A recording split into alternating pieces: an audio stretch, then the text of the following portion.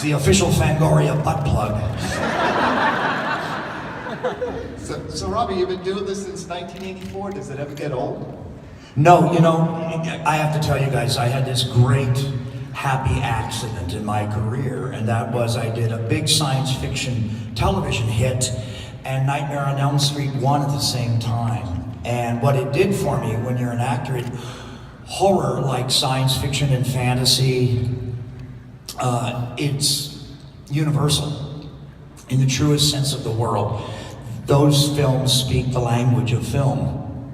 So I became an international actor overnight. And let me tell you, there's nothing more fun when your pilot doesn't sell than to chase some girl that looks like Penelope Cruz around a castle in Spain. Here it is, your first Monsterpalooza. You're the star of the show. What keeps you Don't say that too loud. Jane Hodder's around here somewhere. It'll choke me out. And I have a couple of games out, as you know, but this one, now you guys know that I've done a lot at Warner Brothers. I did V at Warner Brothers. I've done a bunch of movies there. Never in my life, Tony, and Tony appreciates this.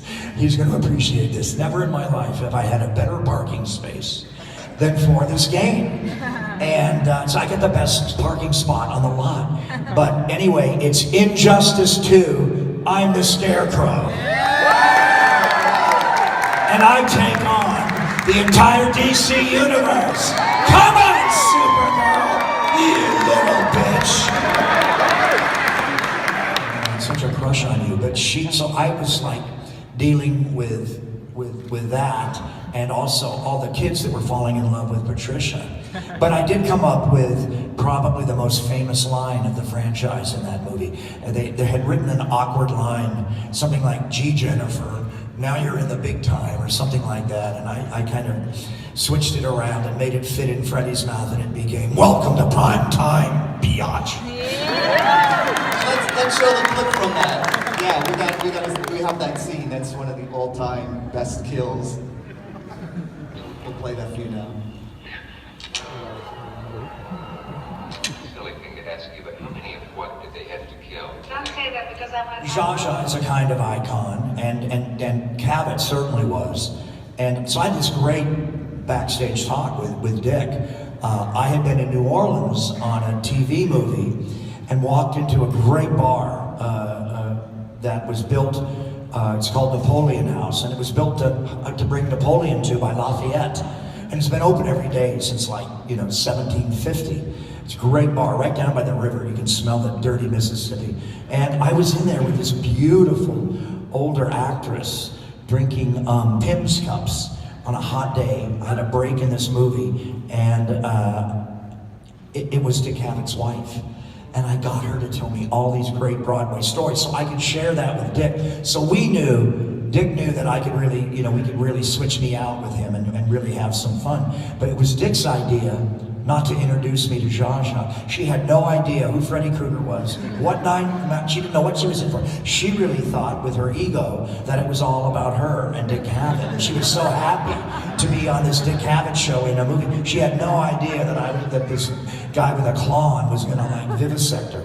I love how you have all in the movie. So he led the censors to believe that he was really going to use that, and that's how he got all the other stuff in the movie. And the person on the left there? Go ahead. Hey!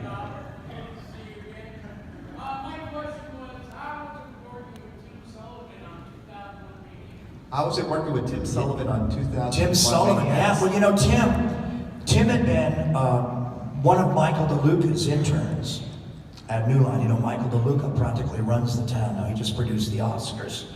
And Michael was working at New Line then, and one of his interns was Tim Sullivan. And Tim used to hang around, I think, the god, the king of Hollywood in movies because of the first Spider-Man. Huge success. Sam and some other people proposed that they do Freddy versus Jason versus Ash. Bob Shea and New Line didn't want to yet. They knew I think they were going to sell to Time Warner and give the franchises that they owned, Friday the 13th, Texas Chainsaw Massacre and the Nightmare franchise off to Michael Bay and Platinum Dunes to reboot them. And well, they have done that with various success. Not all works, but some of them are okay. Some of them are good. But the real kibosh was that they wanted Ash to win. Sam wanted Ash to win, which I thought was a great idea.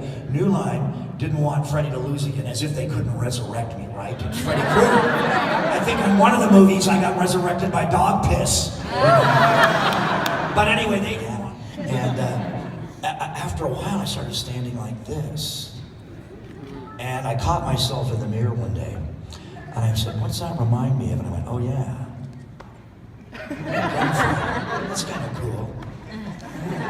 So I started to work it as an actor. I just worked it, and so that's where I got Freddy's posture from the glove. But we had lots of different ones. We had hard rubber ones for fight scenes. We had one with mylar blades that catches the light, really cool. The original glove was given to me by Wes for pickup shots on Nightmare 2 in a little MTV stage on Santa Monica Boulevard in Hollywood.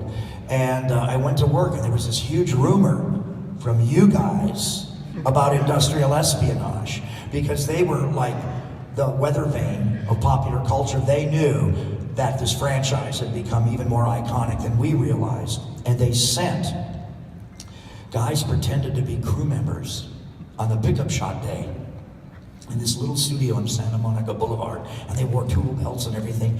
They were there to get the glove. And we heard about this. Kevin Yeager told me this. So I stole the real glove. I just took it. I didn't know Wes. It came from Wes. I know it now. But I stole it that day. And there was like a couple of doubles. I stole the original glove. So I'm busy being Willie from V and going to film festivals in Paris and getting awards for science fiction shows. And so I stuffed it, and I outlined it in red and green neon, and I floated it in a plexiglass box and gave it to my agent. He won't give it back.